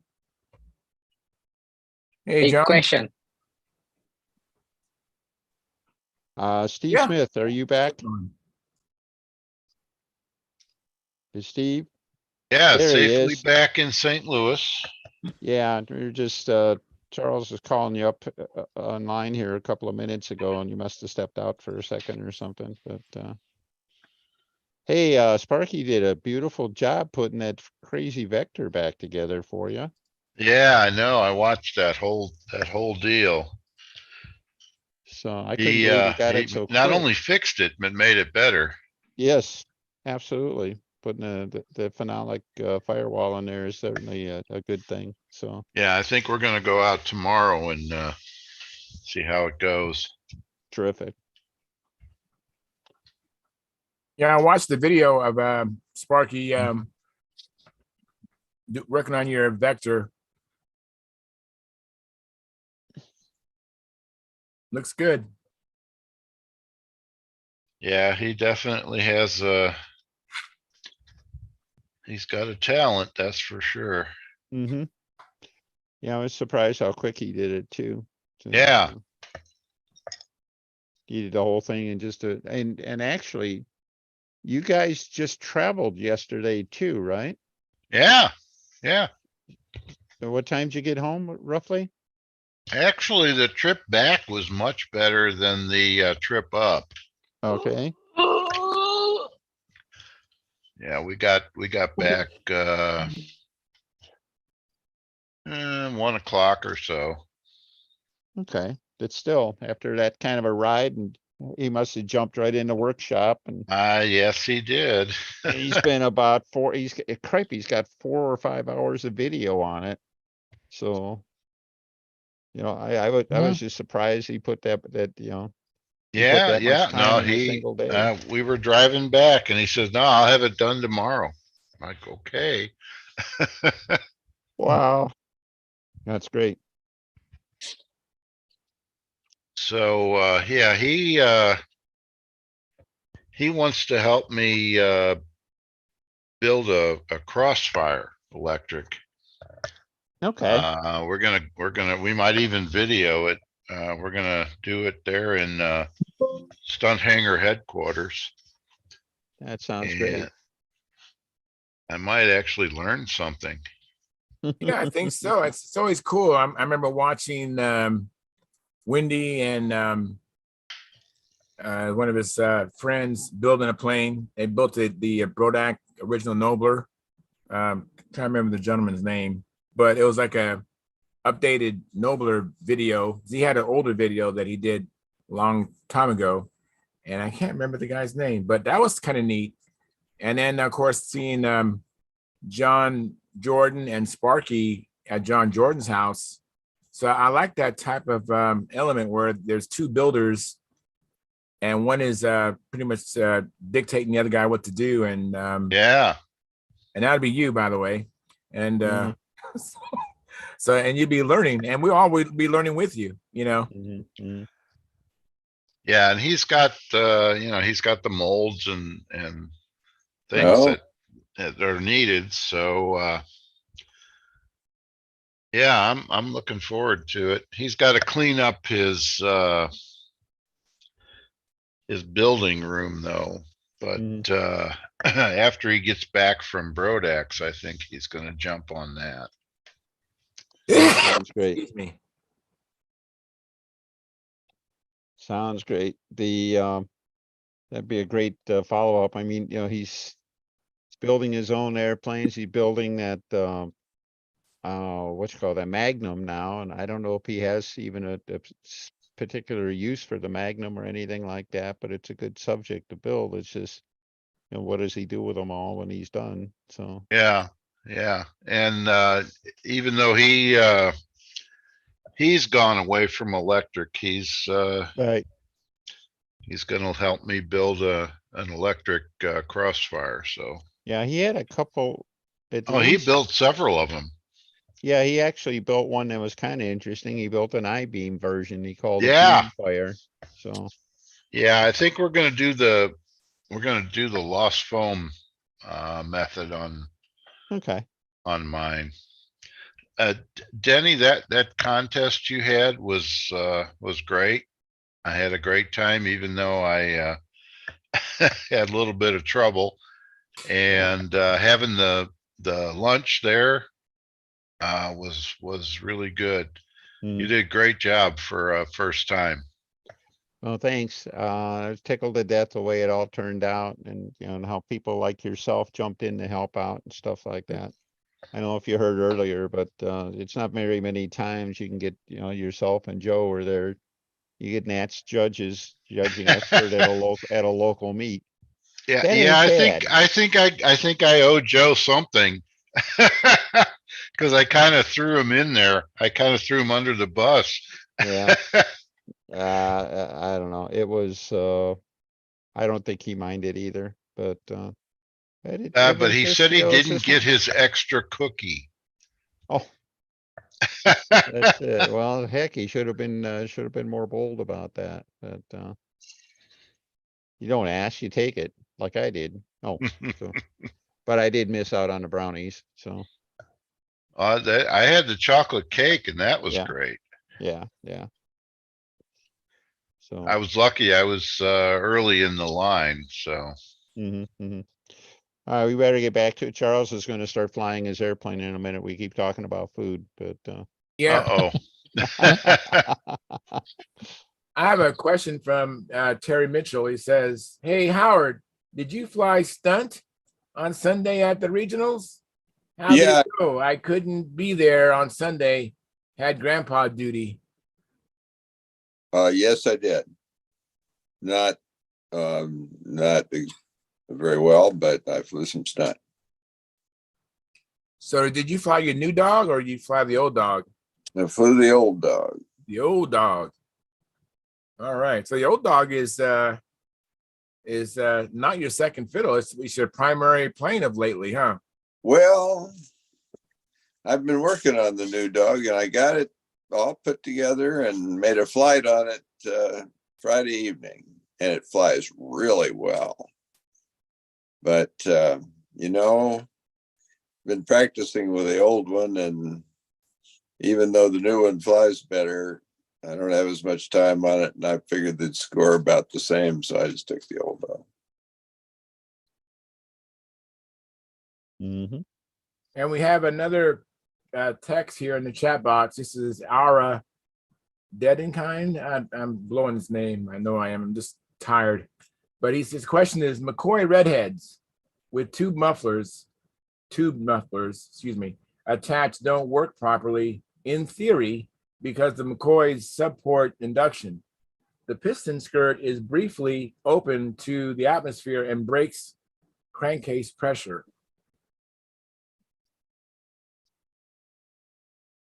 So I guess he's explaining why they don't work good with mufflers, the McCoys. I don't know. I've seen people run them well, so I don't really know. When I was running out my McCoys, we were still pre-muffler, so I never had mine muffled at all. But I know that there are other people who did. So, but yeah, the sub-induction can make your life miserable. So I just don't remember it having it. I don't remember McCoy having that, but he's certainly, sensitive to it. So he's probably certainly right. It must be right about that. So.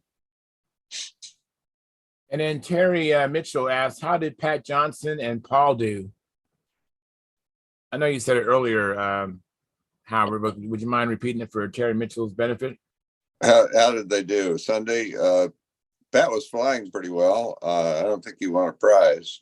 Well, he didn't. He was seventh at most. Yes, I remember who placed the top six, but and Paul Walker, he won. Very good. It was a good contest. Should have been there. Yeah, that's on my bucket list. And Dennis Adamison's gonna go on my bucket list too. But Northwestern Regionals for sure. I wanna make it out there someday. It's just a long trip and it's gonna be an expensive trip, for me to go all the way up to Rosberg or Oregon. You talk about the bucket list and everything like that. I think it would be great. I would love to try to make all of the big regional contests across the country. Yes. Make that one. Make I know you guys got some nice ones in Southern California and stuff. Make it to some of the East Coast events, while they're still around. And I've still never been to a King Orange, so. Yeah, I feel the same way. And I heard Sparky say something while I was working the garage this morning. He was saying, or just advocating, if you have a contest within 500 miles, go to it. You got to support Yeah. events so that they keep on happening, because we're getting old, and it's even getting difficult to get good help. So we need to support these local contests. Well, I was Speaking tickled to death to get Steve and Sparky out of St. Louis to Fort Wayne, and that's like on a good day, it's like a 7-hour ride. And they had some, I guess they even got tangled up in Indy 500 traffic coming up. Oh, we did. Yeah, it was terrible. Yeah. It was a breeze driving back home, though. Mm-hmm.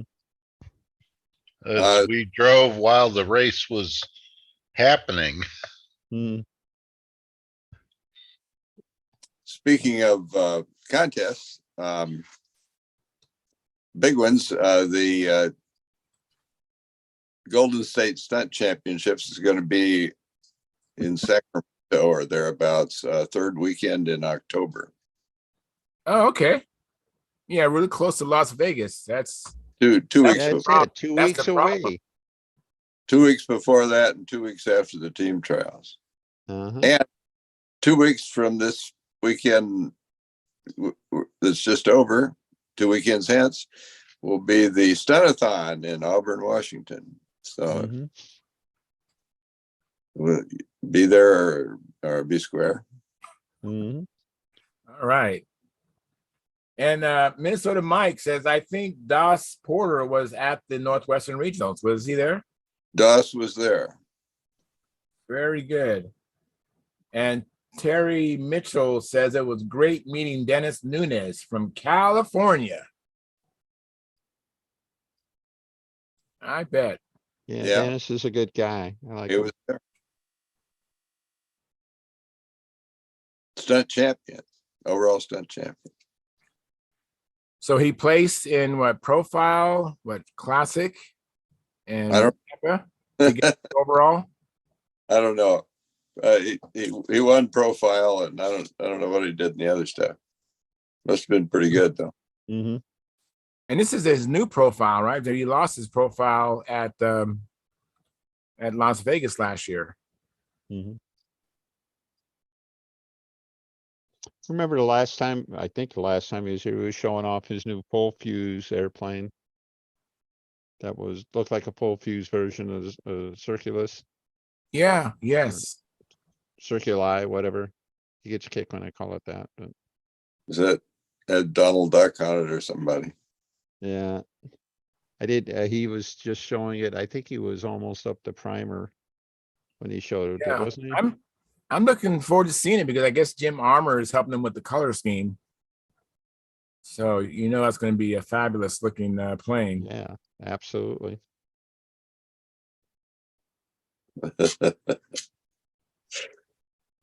Yeah, the West Coast graphics person.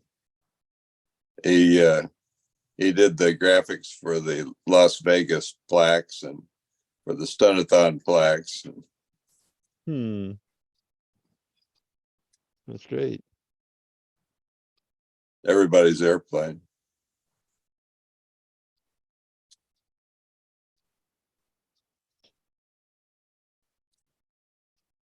David Fitzgerald's new airplane, if he ever builds it, he was flying the ancient one this weekend. The ancient one.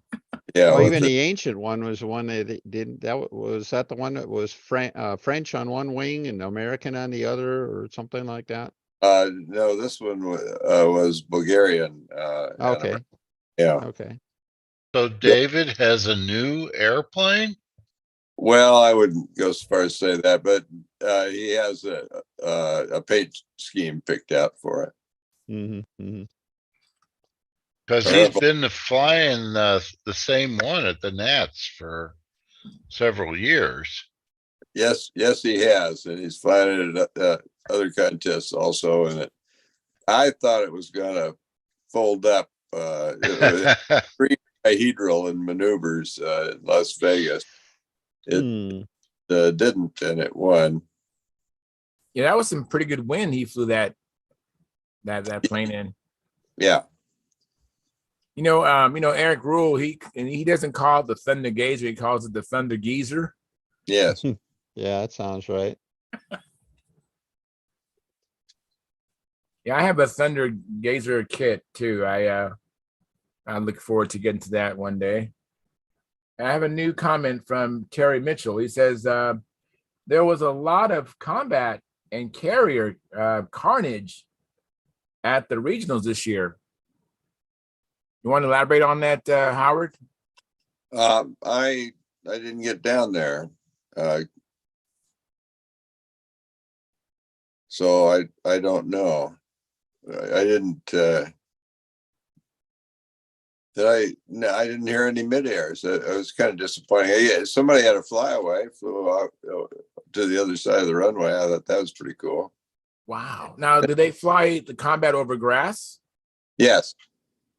Okay, I've never been to the regional, so all I've ever seen is just the runway, the asphalt surface. I didn't know they had grass there as well. There's grass.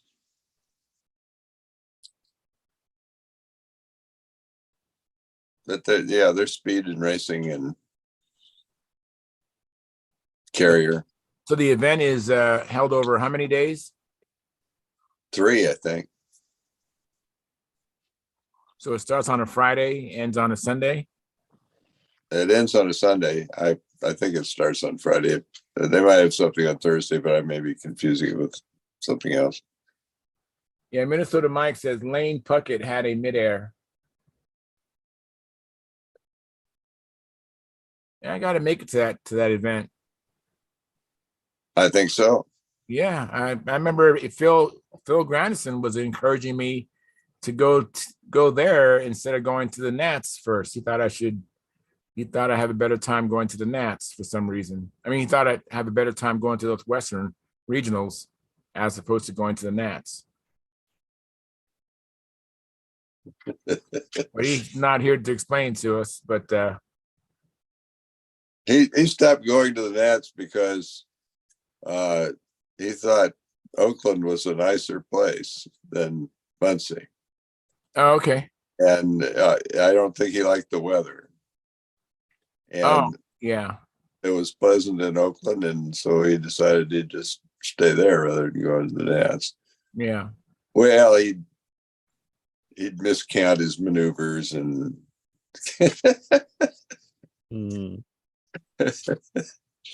Charles, are you coming to the Nats this year? No, I don't foresee it. I'm not ready. Even if I had the opportunity, I have been struggling to I put together these not put together, but I fix these planes that I have, or I come across a gift, and so these planes end up requiring a lot of my time, and so I really haven't been flying. By the time I get ready to start working on my flight pattern, the plane fails. Not that it crashes, but like the strange thing is, like, I flew my Talon, which is, hey, this is a pretty good flying plane. This might show some promise, and then I land and there's a hole in my wing. I think I hit an insect. I was flying this Brodak P40, and I was getting to the point where, okay, I got this thing flying. It's really good manners. And we work on my pattern. And then I think I experienced some delamination on the engine bearers. Things like that have just been, and in hindsight, I just should have built the plane. All the energy and time I spent. I mean, literally, I haven't gotten any sleep since yesterday. I'm working on this Cardinal and other planes like that, and I could have been much further down the road than I am right now. So it's just kind of frustrating. But I get tempted and lured by this opportunity to do something really quick, and it ends up being not a quick fix, but a long, problem. Well, that's what this vector ARF has become for me. Yeah, these ARFs, when you get to maybe at advanced level, maybe even intermediate, the ARFs, they're kind of detrimental in a way, because they're not really made to last very long. And So, in short order, you're going to have to do some work on it or get another plane, as opposed to maybe building a really good stunt ship and working on that. Well, that's what Sparky has convinced me of. So we'll see when he has the time and the space. We're gonna schedule a regular building session every week, and like I said, I might actually learn something.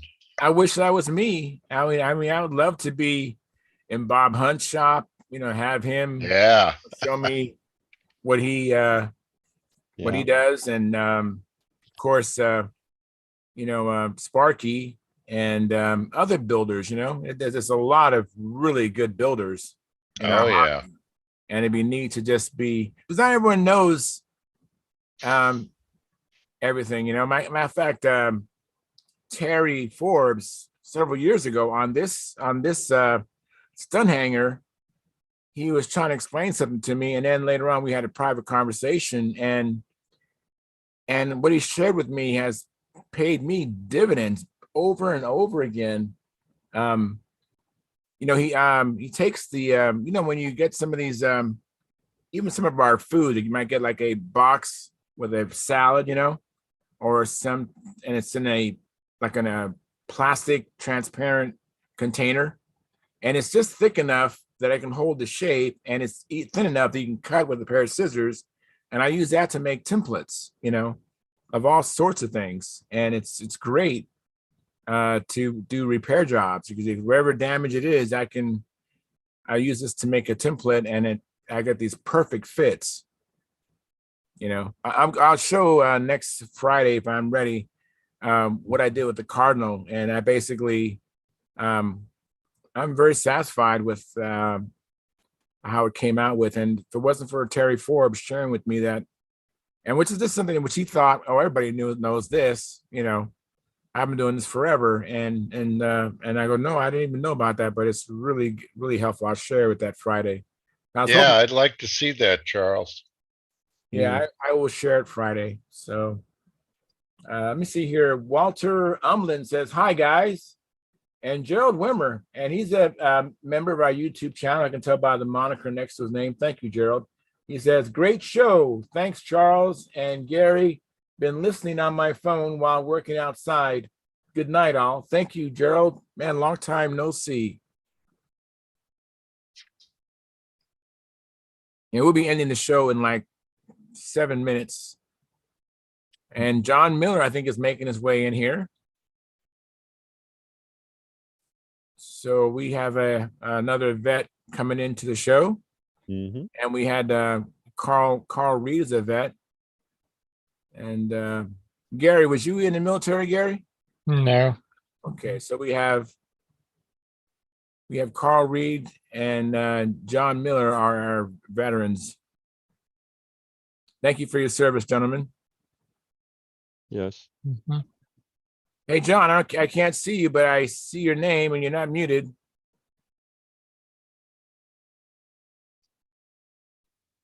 He's speechless. Mm-hmm. Yeah. A question. Yes. Is losing its power after a half time, and the After lap what? times get after a half time, After a what? and then half time after a half flight. Okay. And then the lap times get slower and slower and slower. Is that a sign of tooling setup? It's a sign of a bad tank, probably. Is your motor really hot when you land? No, I don't think so. But when I set it, like I back off a bit, it didn't behave like that.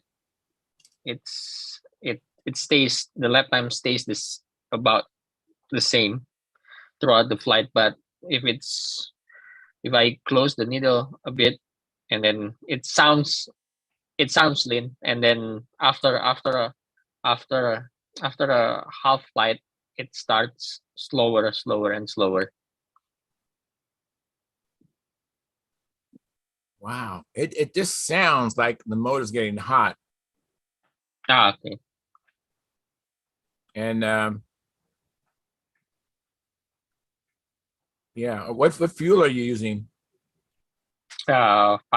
It's I think it was Byron 5% nitro. Well, that's good fuel. Mm-hmm. But Yeah. the next flight, I back off a bit the needle still using the same fuel, and it's gone.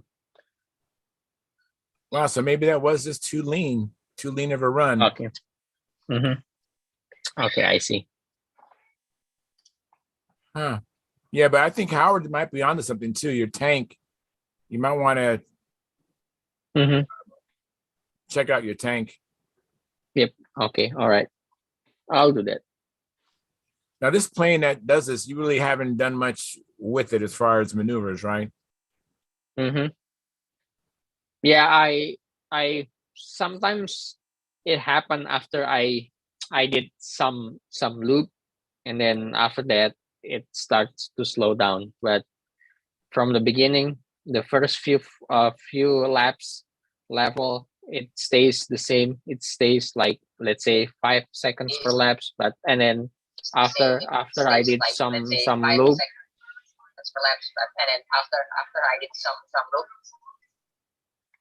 Go ahead, It Kathleen. yeah, it slows down, and then I gain the lap times again after that slow time. Hey, John, the reason why I muted you, John, is because we're getting the loop. I don't know if you have an extra tab open, John, or not, but you're causing a feedback. We're getting a loop with hearing caffeine over and over again. Go ahead, caffeine. So Yeah. Especially I noticed that it gets slower after the loop. So, but before the loop, it stays the same. But yeah, I don't know. Every time I did a loop, and it starts slowing down. But yeah.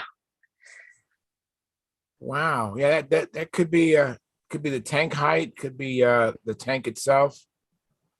Okay, I see. Looks like Walter Umland's in the house. Hey, Walter, how you doing? Hey, there he is. Hey, Caffeine. Yes, Carl. When you say it slows down, does the motor change RPM? Can you tell if the RPM on the motor changes, or is it just the plane itself slows down? The plane itself slows down. I have to check my video again, but when I was flying it, I could feel it. The plane became slower and slower. But the RPM on the motor never changed. I don't know. I'm not sure. Does it seem to be, the settings seem to be becoming richer or leaner when it slows down? I think it became richer. Okay. Yeah, it could be either you just need to run it a little bit leaner, or like they said, move or lower your tank. Yeah, that's possible. Yep, that's possible. Yeah, it only happened with my profile, plane. So yeah, so the tank height could be because of the vibration. It's Yeah. Where is your But- tank height set at? Hi, guys. it's welcome. it's 1/8 up, 1/8 up from the center line of the engine. So it's an 1/8 of an inch higher than your fuel line, your needle valve. Yep. Because if you say the center line of the engine, that would mean the shaft. Okay. What kind of tank you got? It's Uniflow. It's from product Uniflow. Did you take A it product? at it? Okay. I was just gonna. No, Did you that's check it out? yeah, that's Yeah. that is unfortunately that's a very real phenomenon. Is that sometimes their Uniflow vents are not properly vented, and Okay. if the Uniflow line was, I don't know, what do you think, guys? If it was really short, could it be richening up when the line comes out of the fuel at the end of the tank? What if there's a little too much solder back there? It would probably lean out Oh, because okay, something you're was right. blocking, right? He says it's richening up. Well, the best bet is he could put the rear of the tank on a hot plate, take off the back plate, Yeah. see what it's doing. It could be clogged, it could be rusted. And well, that would lean it out too. So Yeah. I see. Or it could be your best somewhere bet would be to check out the tank. What, Howard? at the end of it. Yep. Could Yep. be all of the tank. You know how you solve this, right? Make Yes. your own. Yes. Go electric. Oh. Hey, wait a minute, Walter, that's my line. I was telling Well, somebody that earlier you tonight. didn't hit him with it, so I figured I would. No. Hey, good to see you, Walter. Good to Same see here, you. guys. Yeah. Hey, Thanks. Dennis, how hard it is to convert the vector into electric? You have to chop the, if you use something like the conversion kits that I did for Brodak, you have to basically chop a channel 2 inches high in the front of the fuselage. It's Okay. easy to do when the airplane's in pieces. It's hard to do when the airplane's broke. Hang on just a Yeah. second, I'll show you. You better Yep. off. Sure. You're better off building over the winter an electric. But There's no winter in my place, in my where I He's live. in It's Indonesia. all day. Yeah, I'm from Indonesia, so it's summer all day, all year long. It's either rainy Oh. or sunny. well, Well, when is your wait a minute, downtime? but yeah, you do get a rainy season there, I was don't you? gonna say. Yep. Yeah, that's Well, my that sounds like downtime. building season. Yes. This is, Now make it big here. I There we gotta go. take this, I gotta change this damn background. Yeah, you gotta change your background. Oh, wait a minute. All right, don't do that to me. That's a little better. There you go. Okay, this is Okay. a box. That's a conversion, all right? And it's basically 2 inches high overall. And what they do is they take and cut a channel out of the center of the fuselage and glue this into it. Right, so it replaces Yeah. that spot. Mhm. It ends up centered on it. And it has a side with a battery door on it. Oops, get out of there. Oh yeah, I So, see. okay. Now, trouble is cutting that notch onto a fuselage in a built airplane is hard to do. I'm not even really sure how I'd do it if I had to do that. But it's, Okay. you have to have probably, if you got one of those, all those vibrating saws that they have now, you might be able to do it with that. What about a coping saw? I suppose coping saws are kind of hard to make long straight cuts though, aren't they? Yeah, but won't he be going along the top of the motor mount? Could be. The motor mount that he can't see, it's gonna be around the top of the motor mount. You're right, not the bottom of it, the top of it. And you can't see that. Hang on, let me get one other thing. Yeah, didn't use that final mirror in your laser, but put the lens in the beam sideways. You might be able to do it that way. What do you mean, Howard? Well, there wouldn't, if it's a profile, and you wouldn't be able to fit the fuselage in below the where the laser focus is. So you'd have to eliminate the last mirror in the laser so the beam's going sideways and rig up the lens in the beam that way, and then you could cut the profile fuselage. Oh, Yeah, what Caffeine's working on or interested in is converting a vector from glow to electric. So that's a built-up ship, right? Right, Caffeine? Yep. Oh, That's never mind that. yeah, I'm just exploring any possibilities. If it's easier. Okay, you have the vector that is full fuselage. I was thinking of Yep. your Cardinal. Okay, that's what the box looks like installed. Ah, okay. I see. All right, Yeah, so there's a be center cut much out of it, easier. and then this glues back in, replaces it, Yeah. but it, ties the structure back together. Because, Mhm. cutting that channel out of the fuselage, that's a terrible thing to do to an airplane. But once you glue it back onto the new box and stuff like that, it restabilizes everything. And you Mhm. got a fighting chance of it all staying together. That works on the Cardinal. You can you do, mean a even profile? on most saw tables, you can probably cut back some Mhm. distance, but you reach a point from maybe here back or here, the rest of the way, Mhm. you gotta find a way to make that cut. Maybe what Ah, I see. that if you had that coping saw or something like that, maybe if it Mhm. was just the last few Mm. inches, maybe it's not too bad. Mhm. Cut it under, or cut it undersize and then sand it out to fit or something Mhm. like Do that. you have full-size plans on that vector? No, it's an ARF, so he doesn't have any plans.